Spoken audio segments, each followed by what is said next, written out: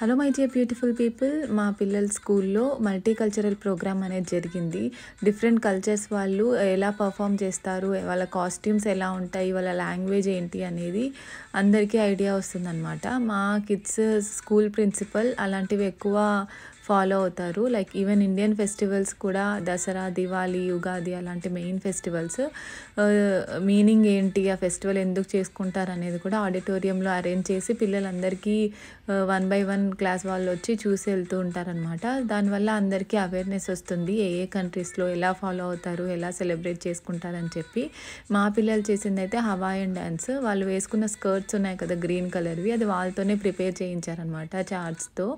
అలా వాళ్ళతోనే చేయించడం వల్ల ఇంకా వాళ్ళకి మోర్ ఇంట్రెస్టింగ్ అండ్ ఎక్సైటింగ్గా కూడా ఉంటుంది. కాస్ట్యూమ్స్ ఎలా ఉన్నాయి అనేది మీరు కూడా ఒకసారి నాకు చెప్పండి. నాకైతే చాలా బాగా నచ్చింది.